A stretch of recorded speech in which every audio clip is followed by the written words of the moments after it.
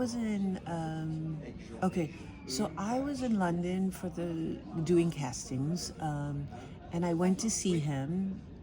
I remember it was in a basement and it was really hot, and he had green toenail polish on his toes, and it was very sweaty, and everybody was, smelling, but it's okay because it's hot, it's normal, it's like we're in this space and we're making things happen, and I was like so hot, clothes sticking on me or whatever, and he asked me would I wear this frame, and no, that's not my first show with him. My first show with him was in the church, I believe. Was it? I can't remember which one was the first show.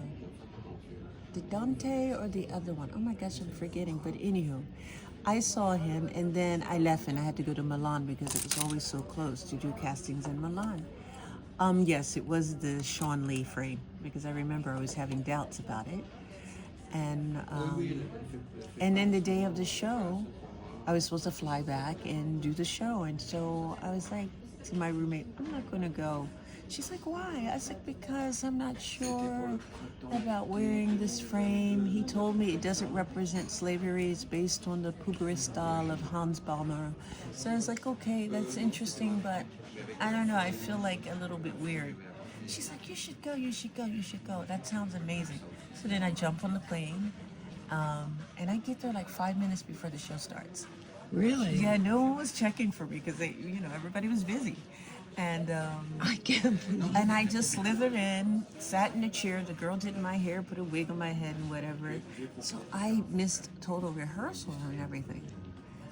And so then when the show started, I didn't know there was stairs. And I'm in this this frame, and I'm like, so that type of pressure and that type of spontaneous moment allows you to dig deep and go and make something happen. That's just, so is life. When you find yourself in front of a challenge, you have two things to do. You can go, oh my God, I'm not going to do it, or you got to face it. And so I just started going down the steps one by one. And even though you don't see that in the video, like maybe 5-10 girls have already passed me on the steps, I took my time. I did, because I'm going down the step filled with water in a frame. Do we know how dangerous that is? That's pretty Yeah. dangerous. But you're not thinking danger, you're just thinking humiliation. I do not want to fall. So that outweighs anything else. It's not about how dangerous it is. It's that I want to do it, because if I do this and I don't fall, then that's like a reward. And it really is. And so that was my determination more than anything, was just not falling. And I just remember his request that he wanted me to move my head, like this little shaking thing. That was his only request. Everything else was just me doing whatever I wanted to do to incorporate that. And so I did it. I almost slipped at one point on the runway, but I kept going because the audience was so supportive. They kept cheering me and clapping, because they clapped the minute I got down the steps, because they saw that it took so long, because everybody was like clutching pearls and mouth open like. And then when I got to the floor, you could see everyone cheering like really loudly for me. And that motivated me as well too. And so I just kept going. And then for the finale, I was like, look, you guys, I can't walk in this for the finale. Get this off of me right away. And then I walked out normally for the finale, but I was happy I didn't fall. I was right. It was rewarding, because then I went to Milan that very next day. Well, then he had a party afterwards, which was nice. And then I went to Milan.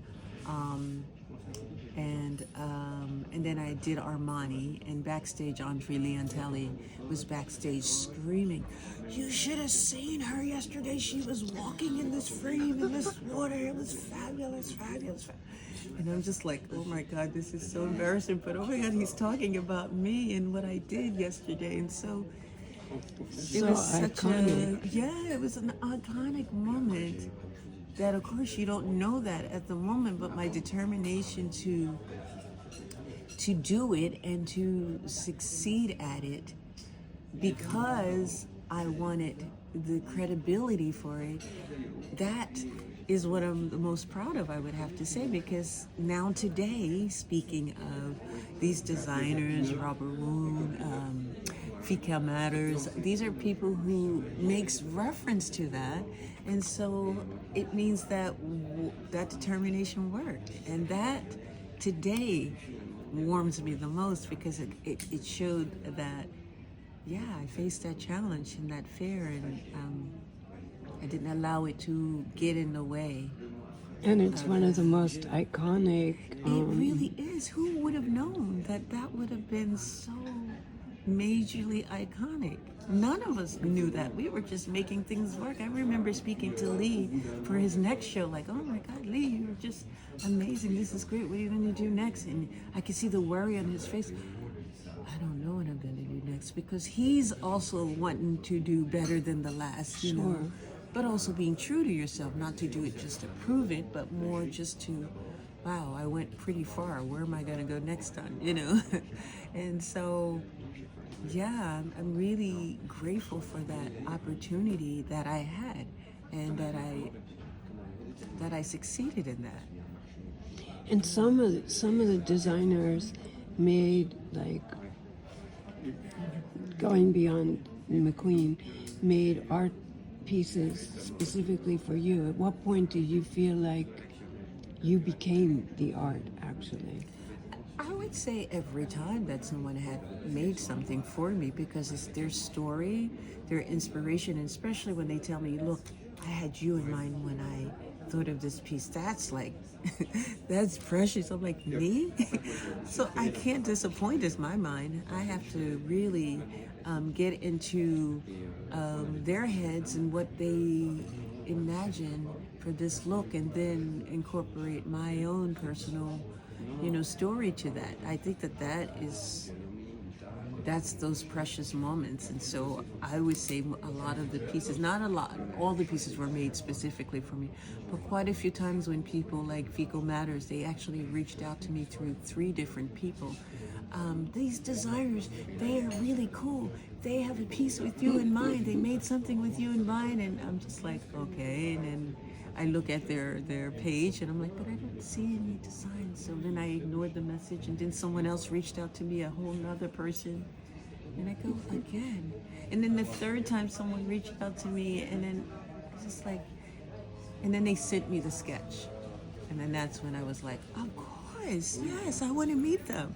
When I saw the sketch, it was like, which she promised to give to me, so that's why I have to call them and say I'm downstairs. Ah, you're lucky. Because lucky, that sketch, yeah. when I saw that sketch with my face on it and the designs and I was like, I want to meet them. I want to meet them. Because they didn't really show a lot of fashion on their website. They just showed them, because they were known as a personality.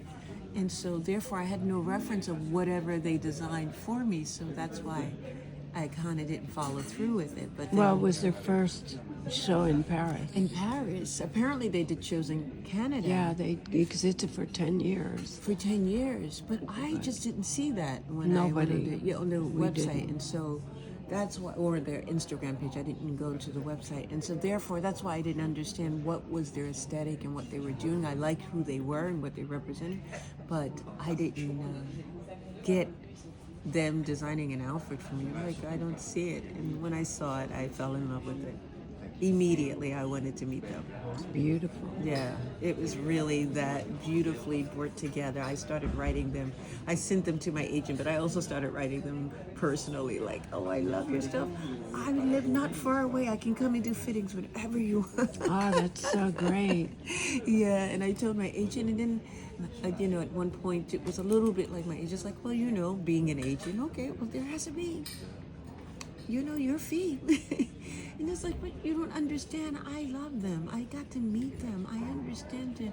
And he's like, absolutely not. That's not going to happen until we can, you know, figure out a way to make it happen where you respectfully get your fee for that. That's what an agent does. I'm not mad at them for that, but I was ready to go, yes, full Yeah, fight. I agree. Yeah, yeah, No, they're great. yeah. And like when you were walking for the last show for Robert One, how do you think like the act of performance has changed from